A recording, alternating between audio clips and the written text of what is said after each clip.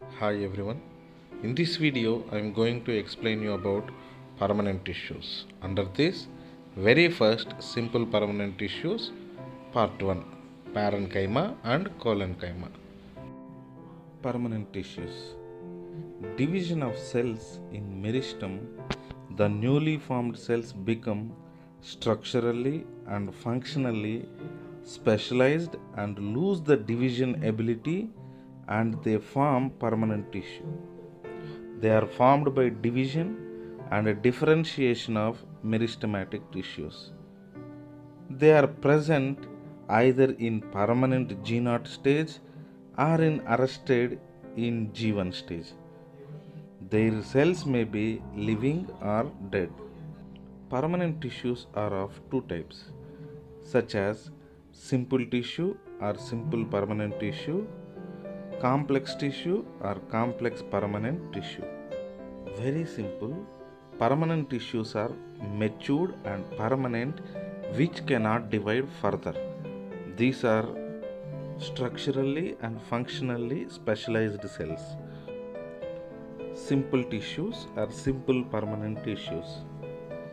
These tissues are made up of similar type of cells that perform a common function and have common origin.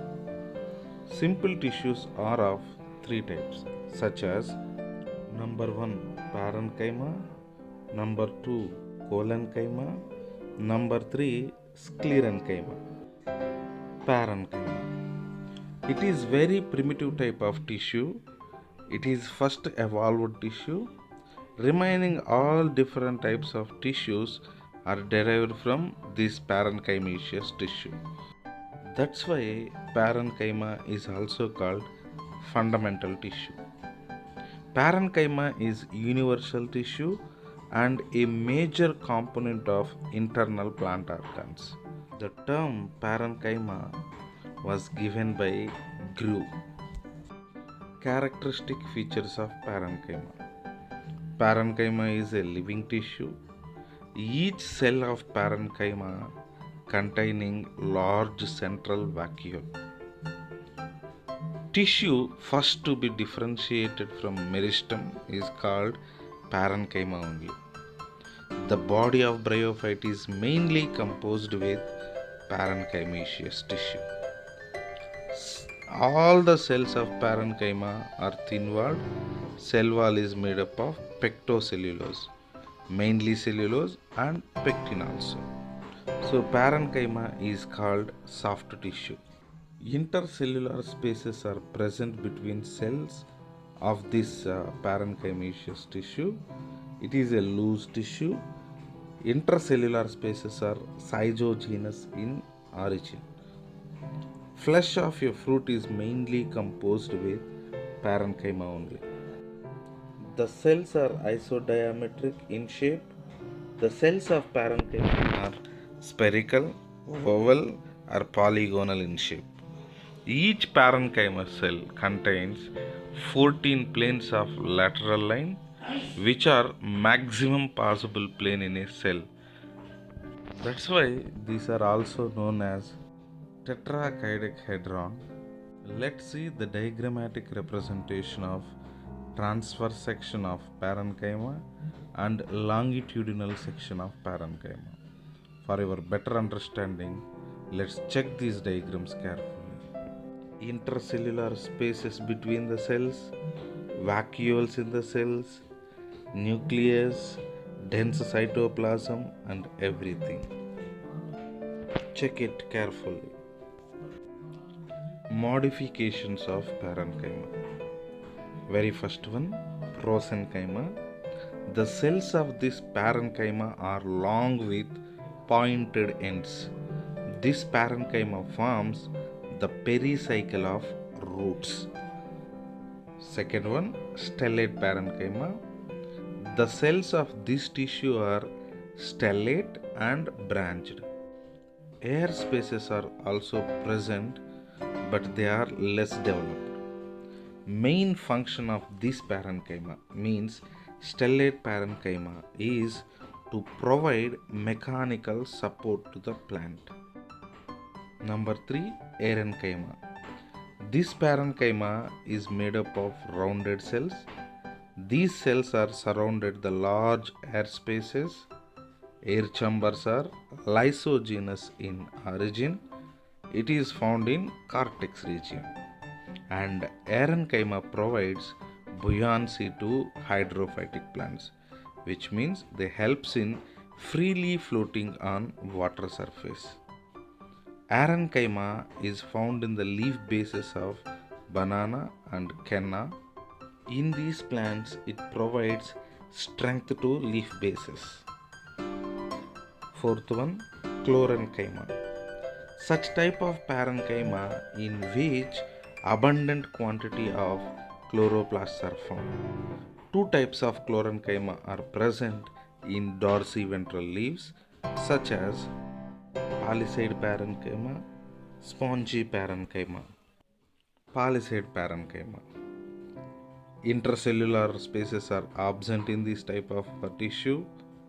Their cells are tightly fitted together. They are present towards adaxial or ventral or upper side of leaf. Number of chloroplasts are more in palisade tissue as compared to spongy tissue. So upper surface of leaf appears more green as compared to lower surface of leaf. Second one, spongy tissue. Large intracellular spaces are present, so they facilitate transpiration and gases exchange. They are present towards adaxial or dorsal or lower surface. Fifth type of parenchyma is idioblast. In this type of parenchyma, non-living ergastic substances are present like tannins, oils, crystals, etc. are present. Sixth one, mucilage parenchyma. In the mucilage parenchyma, large vacuoles and mucilage will be found, particularly in succulent xerophytic plants like aloe vera, opuntia. The function of this mucilage parenchyma is storing of water. Functions of parenchyma. The main function of this parenchyma tissue is storage of food, photosynthesis and secretion. Collenchyma. The term collenchyma was coined by the scientist Sladen. Main characteristics of collenchyma. Collenchyma is a living mechanical tissue. It is made up of elongated cells which may be oval or spherical or polygonal in shape of section. Localized deposition of pectocellulose, mainly pectin, and hemicellulose is the characteristic feature of collenchyma. Vacuolated cytoplasm is found in the cells of collenchyma, which means vacuole is present in the cytoplasm. Intracellular spaces are not present, which means intracellular spaces are absent. The cells assimilate food when they contains chloroplast. The collenchymaceous cells which contains chloroplast, they performs photosynthesis and prepares food material by own. Origin of collenchyma. Collenchyma originates from ground meristem. Occurrence. Collenchyma is found in the stems of herbaceous dicotyledons, and collenchyma is absent in plants after the secondary growth because plant becomes woody. Collenchyma also present in petioles of the leaves. Lamina margins of leaves also bear collenchyma. This protects the cracking of lamina margin due to the action of wind. Collenchyma is absent in woody plant parts, root and monocotyledonous plants. Collenchyma forms the hypodermis of dicotyledonous stems. It is found either as homogeneous layer or in patches. Types of collenchyma.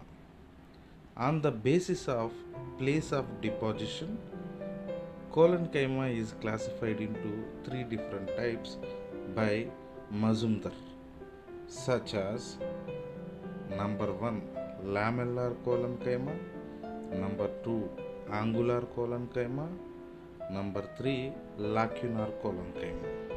See, coloncyma is three types: lamellar coloncyma, angular coloncyma, and lacunar coloncyma. Lamellar or plate coloncyma. Lamellar coloncyma is also called plate coloncyma. The cells of coloncyma arranged in lamellar forms.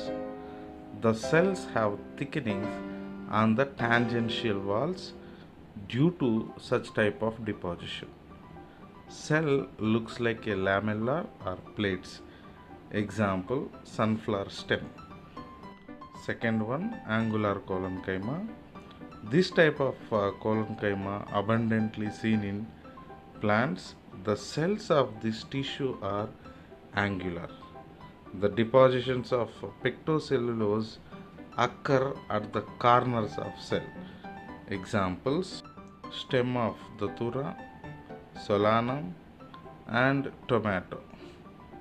Let's see the diagrammatic representation of lamellar or lamellate or plate coloncyma with lamellar thickenings and angular coloncyma with angular thickenings. For a better understanding, check these diagrams carefully and understand the diagram carefully. Next one, lacunar coloncyma or tubular coloncyma. Large intracellular spaces are present in the cells of this tissue. Deposition of pectocellulose on the wall of intracellular spaces. Intracellular spaces of coloncyma are thickened. Example, cucurbita stem and aerial roots of monstera. Now, the functions of coloncyma. Coloncyma gives mechanical support as well as physiological support. Coloncyma provide mechanical support to growing parts of plant such as young stems and petioles of leaves. Due to the presence of chloroplast, it is also participates in the process of photosynthesis and prepares food material. Let's see the diagrammatic representation of lacunate or lacunar coloncyma. See how the cells are arranged in the tissue, how intracellular spaces are thickened, and everything you observe carefully in this diagram.